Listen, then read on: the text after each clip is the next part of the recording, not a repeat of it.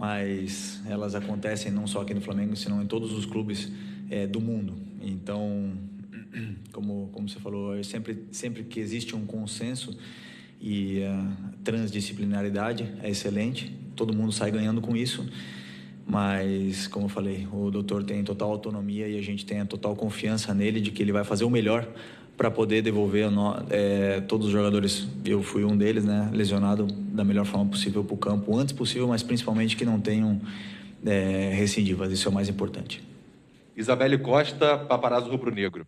Saiu uma informação que ontem vocês se reuniram para fazer um churrasco do grupo e comissão, que antes era organizado pelo Rafinha, e você até destacou como importante na coletiva de despedida dele. De quem partiu a ideia e se você acredita que seja importante o grupo ter mais momentos como esse? É engraçado que seja notícia isso, né? Porque esse almoço a gente faz todos os meses. Antes do Rafinha já se fazia, se fazia durante o Rafinha. O Rafinha era um participante importantíssimo do nosso churrasco, um cara super alegre, super contente, mas acredito que seja com o intuito, por exemplo, né, de não só ficar nesse grupo fechado de jogadores, comissão técnica, senão de expandir ao máximo todos os membros aí do CT, como funcionários da cozinha, jardineiros, funcionários da limpeza. Então, todos os jogadores, diretores, comissão técnica, departamento médico e todos os outros funcionários do CT têm esse almoço conjunto onde a gente possa se conhecer mais. E nosso time já é um time muito unido, todo mundo sabe disso, mas possa ficar ainda mais, né? E essa comunhão ela ser total em todos os âmbitos do clube do Flamengo, né? Que é importantíssimo. Eu ainda gostaria de expandir ainda mais lá na Gávea com todos os sócios, tudo, mas obviamente que esse é um almoço numa data que a gente pode durante a semana, mas que mais para frente, quem sabe a gente possa aí ter mais esse carinho aí do sócio torcedor. Sidão Marinho, Rádio Transamérica. Toda vez que se faz uma avaliação do Flamengo, existe uma imediata comparação com o futebol de 2019, comandado pelo Jorge Jesus. Já que o time teve um grande desempenho, você acredita que isso atrapalha e é hora de mudar esse comportamento ou não? Olha, a etapa do Jorge Jesus acabou, né? A partir do momento que ele decidiu fazer a mala dele e voltar para Portugal, acabou. Triste, porque ele era um pai pra gente, era muito mais do que um treinador, era um gestor de grupos, era um amigo, era um pai, e a decisão dele ter saído foi realmente traumatizante, né, pro clube todo, né, e não importa o técnico que viesse, veio o Domi, mas se viesse o Mourinho, o Guardiola, o Simeone, qualquer um aqui, ia ter uma resistência grande, não só dos torcedores, senão dos treinadores, dos jogadores, dos diretores. Qualquer comparação, qualquer mudança mínima que fosse no começo da chegada desse treinador novo, ela seria muito questionada, né? Então, o Domi fez parte de um processo, né, de reestruturação. A gente teve que se reinventar de certa forma, esquecer o Jorge e fazer coisas novas. O time teve que se readaptar, porque não adianta, não existem dois treinadores iguais, né? Então, o Domi foi importante nesse processo, acabou não dando do certo até o final, mas o Rogério veio e estamos com ideias novas, estamos melhorando a cada dia. Repito, esquecendo o que está no passado, ficam as nossas fotos na parede da glória, mas quem é ambicioso e quem quer ganhar só pensa no próximo jogo. Eu sou assim, eu só quero ganhar o próximo jogo, não importa o que eu fiz ontem, se eu joguei bem ontem, se eu fui campeão ontem, eu quero ganhar o próximo jogo e quero tentar ser campeão o próximo, né? Então, obviamente que ficar pensando no passado atrapalha, se essa é a pergunta. Então, eu sou o primeiro que não penso mais e só quero ganhar o jogo no fim de semana. Edson Viana, TV Globo. Qual tem sido o foco principal do trabalho nesse tempo maior de treinamento que o Rogério tem agora? O que o time já vai mostrar de evolução na próxima rodada? Bom, o time vem numa evolução grande nos últimos jogos, né? É injusto falar que esperar a próxima rodada para ver a evolução. Ideias diferentes, modelo de jogo diferente do que o Jorge, que o Domi, e o Rogério vem com essa ideia nova. O time vem crescendo a cada dia, vem com uma solidez maior. É verdade que alguns jogos tomou gols, mas muitos dos gols difícil de explicar, né? Mas realmente o trabalho do Rogério nessa semana agora, o que ele vem trabalhando, que é essa pergunta, Ele é um treinador que, diria, completo. Trabalha todos os aspectos, trabalha tanto laterais de forma individualizada, trabalha zagueiros, trabalha as linhas, as compactações, trabalha absolutamente tudo. E claro que isso exige um tempo, exige um processo de assimilação desse trabalho que ele está fazendo, mas existe também muito diálogo e muitas correções com vídeos, onde a gente vai entendendo cada vez mais a sua ideia, para que possamos ser o time com a cara do Rogério Ceni, né? Que, claro, como eu falei, isso aí não é de uma hora para outra, isso exige tempo. Pedro Henrique Torre, ESPN. Diante dos possíveis erros cometidos pelo time nas eliminações em Copa do Brasil e Libertadores, no que o Flamengo precisa melhorar para alcançar um nível capaz de fazê-lo arrancar rumo ao título brasileiro? Desculpa, pode repetir a pergunta? Claro. Eu estava pensando no Gabigol ali fora. Pode. Pedro Henrique Torre, da ESPN. Diante dos possíveis erros cometidos pelo time nas eliminações em Copa do Brasil e Libertadores, no que o Flamengo precisa melhorar para alcançar um nível capaz de fazê-lo arrancar rumo ao título brasileiro? Sempre que você perde um jogo, que você é eliminado, até mesmo empatando os 2 jogos, você só se olham os erros, né? E claro que existiram muitos erros. Eu me atrevo a dizer sem nenhuma dúvida que o jogo do Racing foi um dos melhores jogos nossos nos últimos meses. Aquele jogo que a gente foi eliminado, o segundo jogo. E o que o time precisa fazer? Merecer vencer, jogar desse jeito. Mesmo que não tenha vindo a vitória, que a gente tenha perdido nos pênaltis, mas o time mereceu vencer, dominou o jogo em todo momento. Não é um aspecto, são vários aspectos, né? Quem entende de futebol sabe disso. Não é simplesmente entrar no campo e não errar. São várias coisas que conduzem ao acerto ou que conduzem ao erro nesse caso. A gente está treinando e corrigindo cada dia para que o time possa ser sólido. Eu não vou dar aqui a chave do sucesso, não vou falar aqui qual é exatamente o que a gente está fazendo, até mesmo para não dar pista para qualquer adversário, mas obviamente que cada dia que passa esses erros, entre aspas, são corrigidos. O time joga de uma forma mais conjunta, mais compacto e cada vez mais sólido. É isso que a gente está melhorando a cada dia e que foi assim no jogo do Racing. Que até com 1 a menos, a gente conseguiu botar o time deles dentro da área, né? Vender Casagrande, Jornal O Dia. Com as eliminações na Copa do Brasil e na Libertadores, torcedores protestaram em frente ao Ninho do Urubu antes do clássico com o Botafogo e disseram que conquistar o Brasileiro 2020 se tornou obrigação. Você concorda que o Flamengo tem essa obrigação de ser campeão da competição e se achou justo o protesto feito por esses torcedores? A partir do momento que eu estava lá na Espanha, na minha casa, com o contrato do Flamengo na minha mão para poder assinar, eu sabia perfeitamente que é um clube, uma torcida muito exigente. Eu sabia exatamente onde eu estava vindo e essa exigência ela me motiva, né? Ninguém gosta, né, de sofrer protestos, ninguém gosta de sofrer xingamentos da torcida, mas essa torcida e esse clube, com o tamanho dessa torcida, ela vem com isso, essa exigência. A gente depende, a alegria de muita gente depende da gente, nós jogadores. Então a gente sabe desse peso e dessa responsabilidade, entendemos perfeitamente o protesto, que ele exista, é saudável, faz com que a gente nunca relaxe. Eu mesmo, obviamente, vocês podem ver dentro do campo, ninguém relaxa, que quando se perde um gol, ou quando se comete um erro, o cara que mais está triste é o cara que cometeu esse erro, né? E isso a gente vê todos os dias aqui na CT, mesmo que os torcedores não consigam ver. Então, que exista esse protesto é uma coisa super natural. Que existe a obrigação de ganhar. Bom, a obrigação de ganhar pode ser hoje 6 clubes no Brasil que têm essa obrigação de ganhar, só um vai ganhar.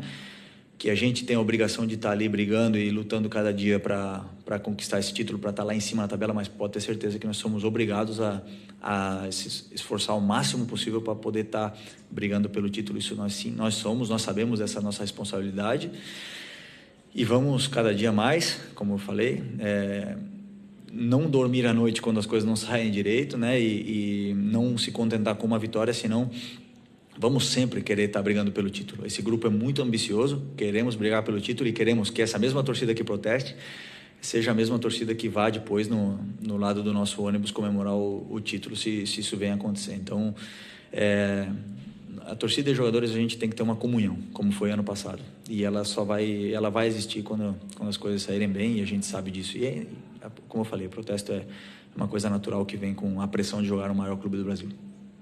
Fred Uber, do Globo Esporte. Com as eliminações na Copa do Brasil e Libertadores, a torcida elegeu alguns vilões, seja por falhas em gols sofridos ou chances desperdiçadas. Como isso é administrado internamente no elenco?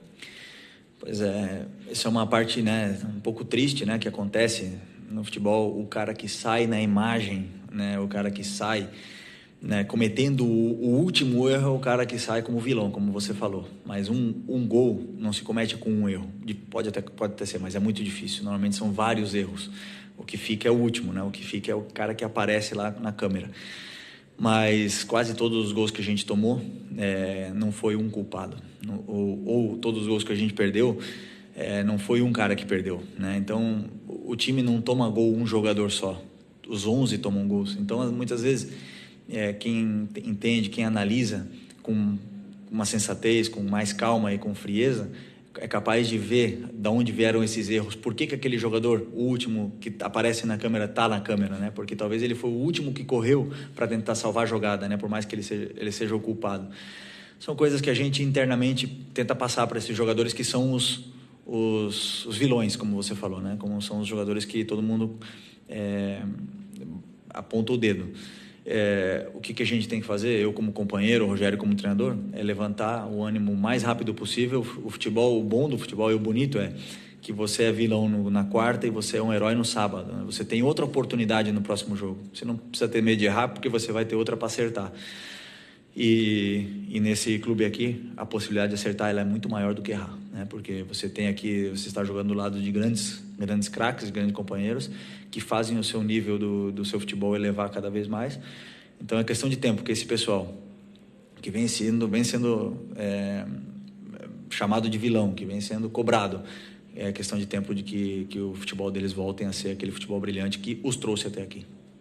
Marcelo Neves, o Globo. Durante o Brasileiro de 2019, o Flamengo abriu uma importante gordura na liderança até o título.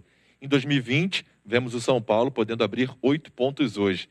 Vocês se preocupam com essa situação e como está sendo o trabalho de não deixar o São Paulo ou um outro clube desgarrar na tabela?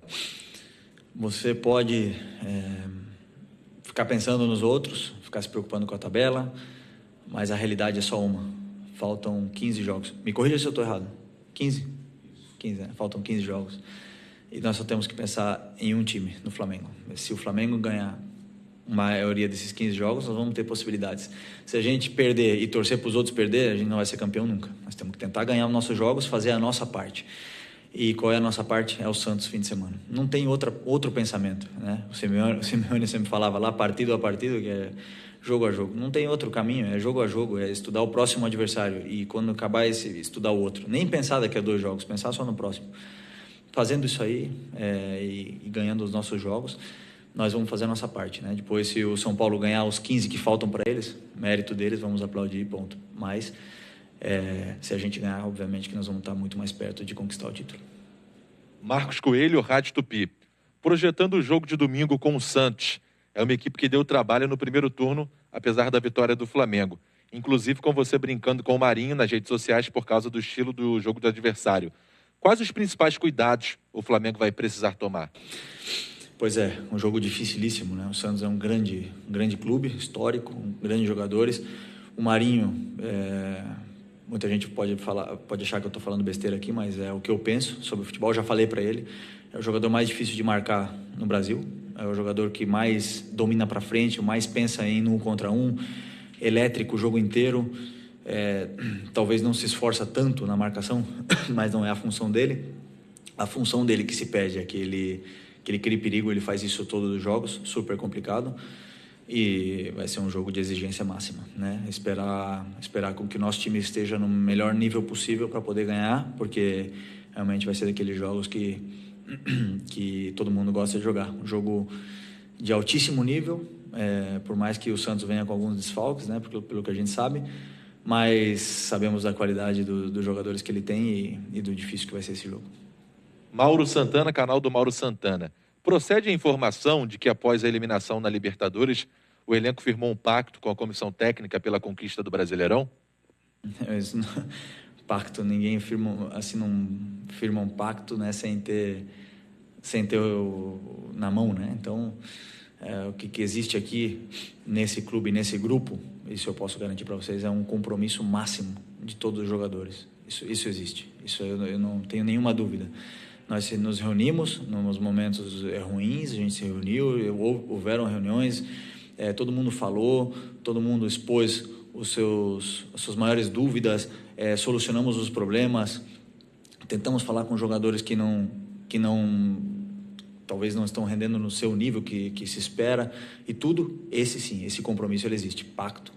Isso não tem como, isso foge das nossas mãos, né? Então, o que a gente vai ter, como eu falei para vocês, é o compromisso de estar lutando pelo brasileiro até o último segundo, até a última gota de suor que a gente tiver, até mesmo pela a camiseta esse escudo que a gente veste aqui, ele exige isso, ele exige esse compromisso, né?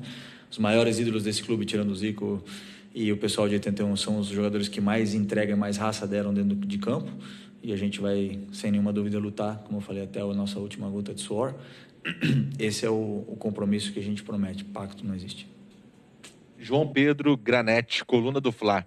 O Diego Alves, além de um grande goleiro, tem um papel muito importante no elenco. O imbróglio para a renovação do Camisa 1 tem impactado o dia a dia de trabalho, e os jogadores também vivem essa expectativa pela permanência? Desculpa. O Diego é um cara importantíssimo para a gente, para os jogadores, para o clube. É um cara que fez história aqui no clube, continua fazendo história no clube. Um cara que passou por todos os tipos de situações aqui, foi vaiado, foi aplaudido, pegou pênalti, não pegou nenhum pênalti, passou por todos os tipos de situações aqui.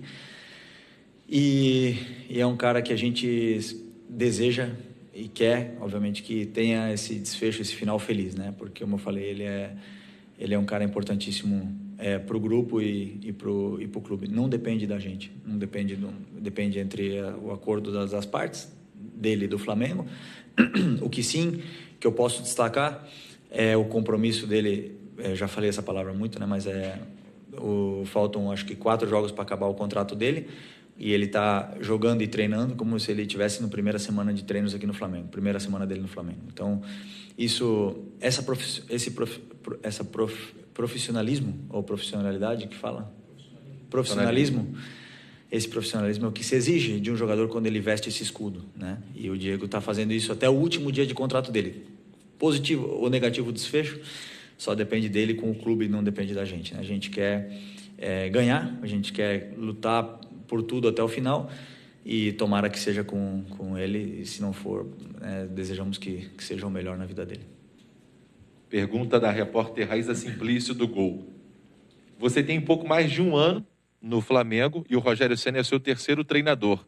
Constantemente temos visto a saída e a troca de treinadores nas equipes aqui no Brasil.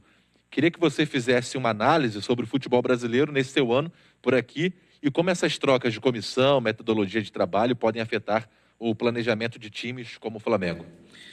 Pois é, isso é uma coisa que acontece muito desde que eu joguei aqui no Figueirense em 2003 e 2004, troca de treinadores, né? Isso é uma coisa muito típica do futebol brasileiro. E nós trocamos o Jorge primeiro, eu falo eu como clube, né? No caso eu participo, eu sou jogador do Flamengo, né? Então o Jorge saiu por uma questão que ele decidiu sair, não foi o clube que decidiu trocar. E obviamente que não é fácil, né? Não é fácil já quando você escolhe mandar um treinador embora, e muito menos quando o treinador decide sair, como foi também no caso do Cudê lá no Inter, né? Então isso muda. Como eu falei, nenhum treinador é igual, sempre vem com ideias diferentes, por muito parecido que eles sejam, são diferentes, os treinamentos são diferentes, as preleções são diferentes. Isso afeta. E o grande exemplo é o São Paulo, com o Diniz, 2 anos, manteve, aguentou bastante pressão, está na liderança. E os times que conseguem encontrar uma estrutura, que conseguem fazer um planejamento com o treinador e com a sua comissão, durante bastante tempo, eles costumam ter resultado. O Gaúcho no Grêmio, né? Outro exemplo. Então,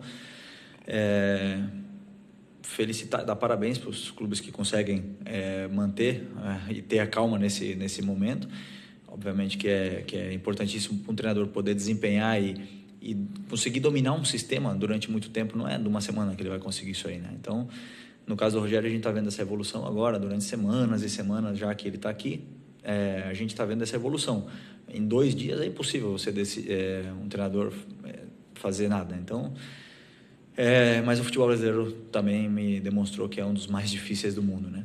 Por tudo que acontece ao redor do futebol, pela política que existe, pela pressão mediática, pela pressão da torcida, por tudo que acontece. Então é o mais complicado de todos e também é uma experiência bacana e estou aprendendo muito aqui no Brasil. Bruno Cantarelli, o Flamengo é o melhor visitante do Campeonato Brasileiro, mas não tem um aproveitamento tão grande em casa, como foi no ano passado. Você acredita que a ausência da torcida faz mais falta para os times de massa? Que saudades da nação. Só isso para responder essa pergunta. Que saudades da torcida. Está sendo um futebol atípico, né? Está sendo difícil, está sendo... Desde que eu jogo futebol com 14 anos lá no infantil do Figueirense ou no juvenil, tinha gente vendo o jogo, tinha torcida. Por mais que fossem 30 pessoas, você joga por isso, por esse amor do torcedor, por sentir o carinho do torcedor quando você sai do estádio, aquela euforia de que você fez um bom jogo, você sente quem é jogador sabe, quem joga pelada sabe, quando você faz um jogão numa pelada, você sai do campo, todo mundo falando contigo. Então esse sentimento, né, a gente perdeu, não aqui, o Real Madrid na Espanha, o Barcelona, o Benfica mesmo do Jorge em casa, costumam ter dificuldade porque são times que a gente está acostumado com esse empurrão da torcida, não só na parte a favor, senão também existem jogadores que, claro, se inibem, né, numa pressão do Maracanã lotado com 70 mil e acabam não rendendo o seu máximo.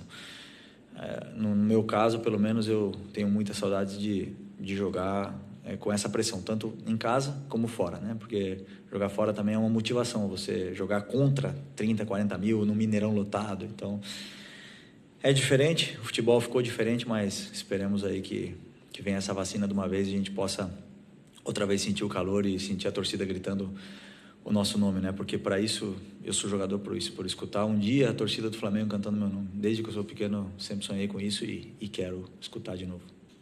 A última pergunta, Luciana Zogaib, Rádio Ferge. Diante de um ano tão atípico, o que você destacaria como fator principal para não terem atingido os mesmos resultados, tendo em vista as eliminações nas Copas? São vários fatores, né? O principal fator é a saída do Jorge. Simples assim.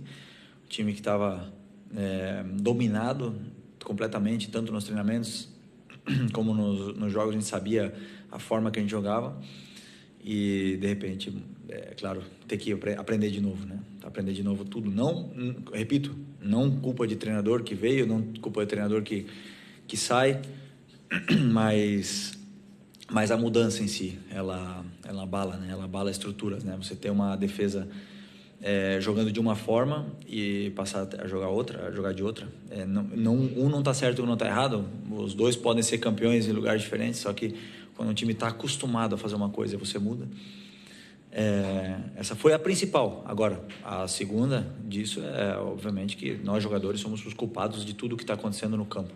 Por mais que tenha um treinador ali que seja o diretor da orquestra, nós jogadores dentro do campo somos os que temos a bola e os que fazemos a bola entrar ou a bola sair ou uma coisa ou outra. Então, nós jogadores, sem nenhuma dúvida, assumimos essa responsabilidade de não ter, eu primeiro, né, assumo essa responsabilidade de não ter conquistado esse objetivo da Libertadores da Copa do Brasil até agora. Valeu, Felipe. Bom treino, bom jogo domingo. Obrigado. Valeu. É isso, entrevista coletiva com o nosso lateral esquerdo, Felipe Luiz, equipe do Flamengo que treina aqui às 4h no Ninho do Urubu, continuando a preparação para a partida de domingo, Flamengo e Santos, às 4h no Maracanã, pré-jogo da Flá TV, claro, você sabe, sempre 2 horas antes da bola rolar. Ou seja,